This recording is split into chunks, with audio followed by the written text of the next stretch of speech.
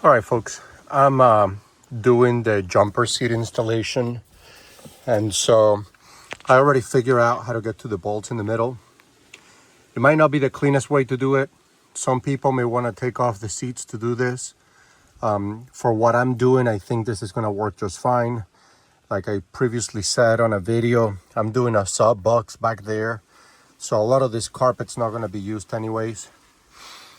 So what I did is I traced a line and I cut it with my razor knife.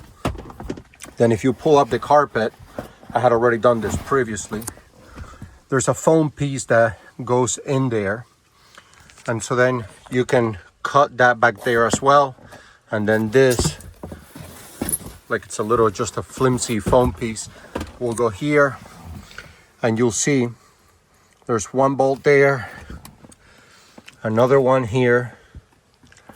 It's covered with tape, it looks like. Another bolt hole there. And then the ones back here, these are too short to reuse, so you still do have to buy them new from Ford. But then what I think I'm gonna do is then I cut this to the width of the rails, and then I'm gonna be able to still use the center of it under the seat. Put my new seat in place, and we should be golden. So that is stage one with figuring out how to put the middle jumper seat on. Next up, I have to take these two guys off and then repair the vinyl on the seats and go on from there. Thanks for watching. All right, guys.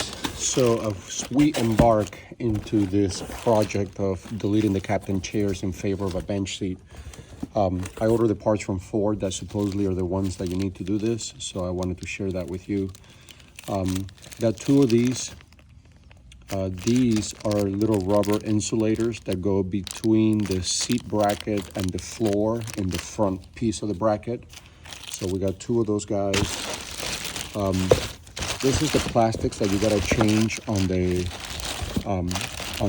captain seats, which are a little bit thinner and will allow for the captain chair, or rather for the middle seat, to fit easier without rubbing on the middle seat as much. So you switch these out on the sides of the captain chairs. So we got one for each side of that. Then we have the bolts for the floor. So this pack already comes with two in it. So we got that. This is the other bolts. Remember, they're different in the front than in the back. And so that's it.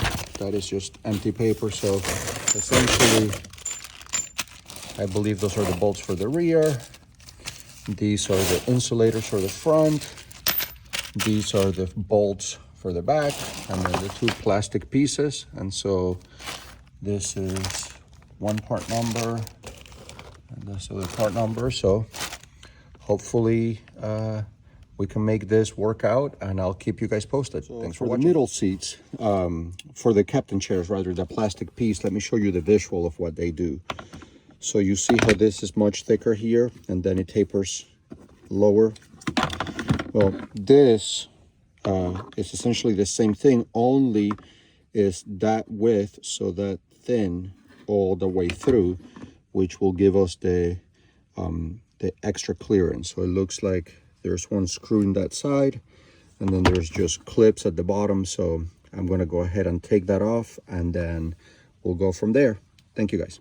So the screws that hold the thing are these little Torx screws. I would say it's a T20, but make sure you get a set of sockets, because there's not enough clearance here to use one of the screwdrivers, the Torx screwdrivers, unless you have a stubby one of those.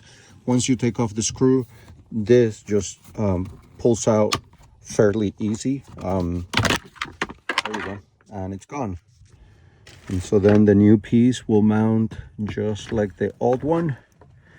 So we'll go just like so, and there you have it.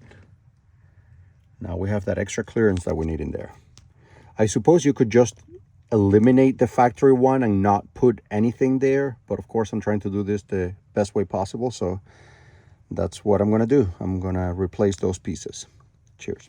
All right, so the next part here is the part that I've been dreading the most, which is cutting the carpet to accommodate the rails. And so I had showed you in the previous video how I already cut this whole thing up. And then I have to cut 2 lines essentially in each side for the rails. And so it's 6 inches, which is the width. I'm doing 6 inches. That's the exact width of the rails with the plastic that come on the middle seat. So I'm going to take 6 inches on one side, 6 inches in the other side. Pray for me there that this works out, because this is a measure twice, cut once kind of situation, hopefully. And if that works out, then we'll be on our way to mount the seat, bolt it up, and see how it looks. All right, folks, now I cut the carpet. We'll see if that's enough space. I got to remove the factory bolts that come in there to cover the holes, and then we'll be mounting this thing to see if it works out. All right, next step is removing these guys from the captain chairs.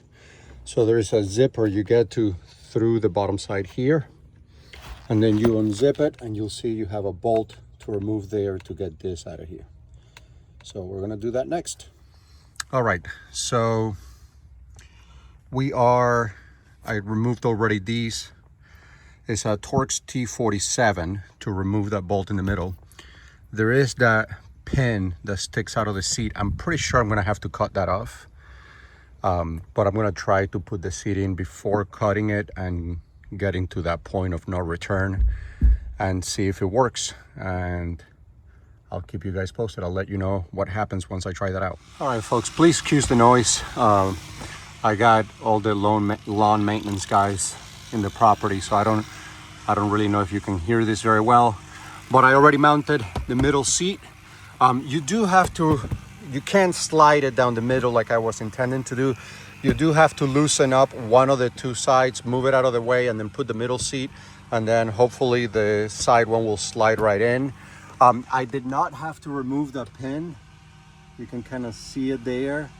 So I prefer that, because I honestly don't want to have to do something that makes it so that I can't turn this back the way that it was if I decide to sell the car or something and somebody wants to go back to captain chairs. So I left a pin in there. A lot of people talk about you have to cover the side here, the vinyl, like you should get an upholstery person to cover it. I don't think that's necessary at all. This is not gonna rip or tear or anything.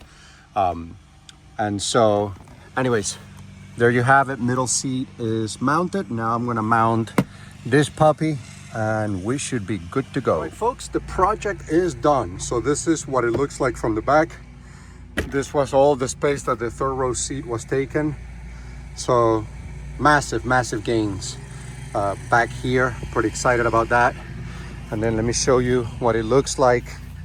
I am gonna change the upholstery to match.